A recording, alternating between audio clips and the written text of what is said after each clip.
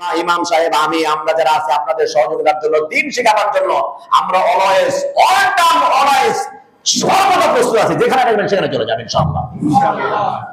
কারণ দিনকে আমরা ধারণ করেছি হৃদয় দিয়ে, বডি দিয়ে, মন দিয়ে, সবকিছু দিয়ে হৃদয়কে আমরা ইসলামকে ধারণ করেছি আলহামদুলিল্লাহ। সুতরাং ভাইরা আমার, রাসূল করিম সাল্লাল্লাহু আলাইহি ওয়াসাল্লাম এই রাতের বেলায় যে ইবাদতগুলি করতেন, কারণ হলো এই রাতে আল্লাহর কোরআন নাজিল হয়েছে।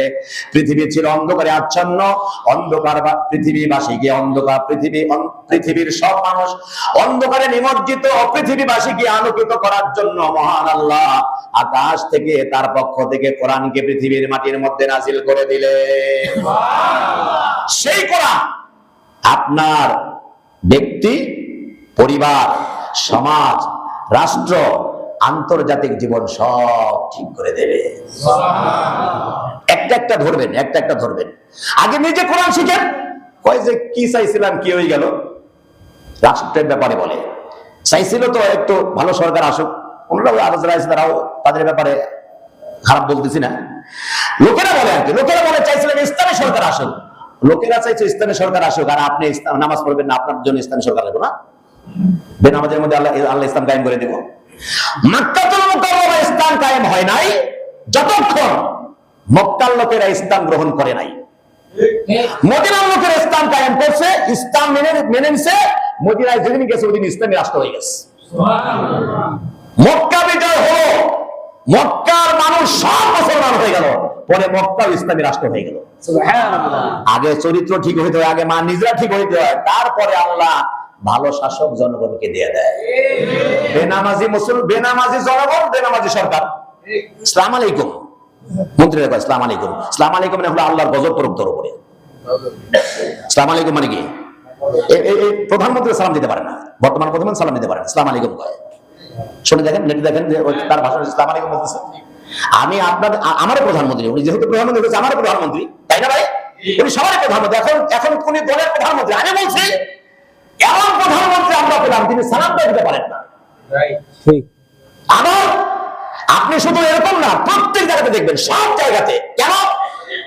ইসলাম এত সুন্দর, সালাম দিয়ে শুরু হয়েছে, সালাম দিয়ে শেষ হয়েছে। সুবহানাল্লাহ বল। এই সালামের ওয়াজ তো অন্যদিন আমি একটা লম্বা ওয়াজ করব সালাম প্রসঙ্গে, ইনশাআল্লাহ বল। আজকে সংক্ষেপে এতটুকু বলি, রমাদানের শেষ জমা মনে রাখেন, বেশি করে মানুষকে সালাম দেবেন। পারবেন না? ইনশাআল্লাহ। আমরা ভাব নিয়ে থাকি, হ্যাঁ দেখি দেয় নাকি, তাই না? আছে না, বাবা আছে না মানুষের? হুজুর পাইলে দেয় আর কি, হুজুর পাইলে খতিব সাহেব আসসালামু আলাইকুম, আসসালামু আলাইকুম, খতিব সাহেব দেয়। কিন্তু আপনারা সবাই সালাম দেন, আমি দেখছি আলহামদুলিল্লাহ। কিন্তু আপনি কি অপরিচিত কোনো হুজুরে দিয়েছেন? খুব কম দেন।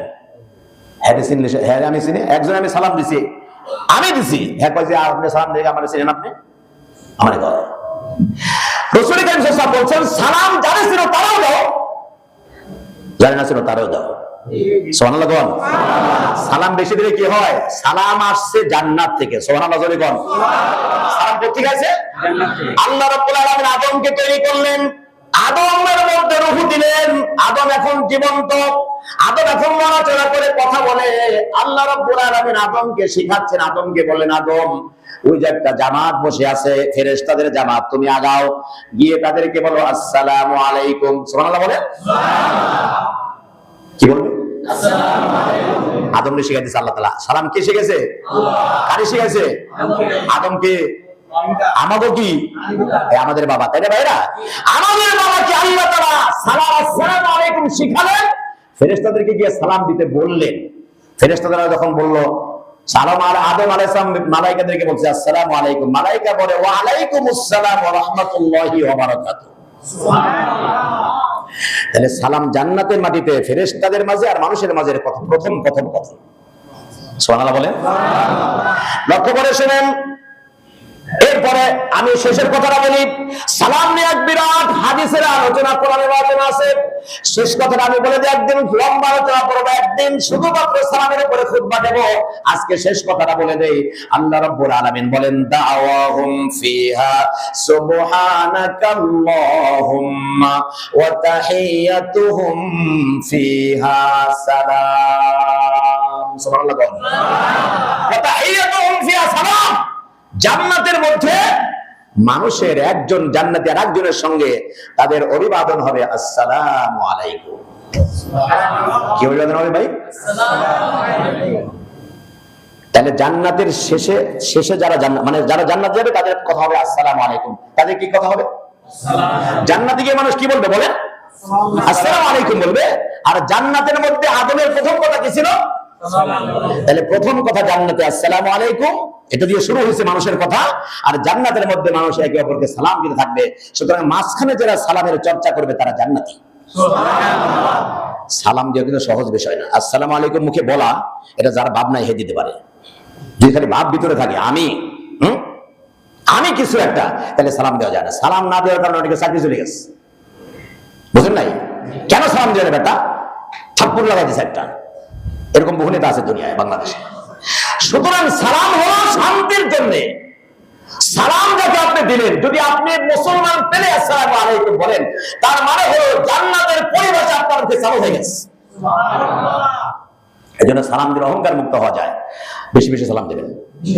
রমাদানুল মুবারকের আজকে লাইলাতুল কদরের আলোচনার মধ্যে এটা একটা শিক্ষা যে আমরা আজকের থেকে যতদিন বেঁচে আছি মুসলমানদেরকে আমরা বেশি করে সালাম দিতে থাকবো ইনশাআল্লাহ। পরিবারকে সালাম দেবো, স্ত্রীকে দেবো, সন্তানকে দেবো, মানে মুসলিম হলে আমরা তাদেরকে সালাম দেওয়ার চেষ্টা করবো ইনশাআল্লাহ ভাই। আরেকটা কথা বলি, সেটা হলো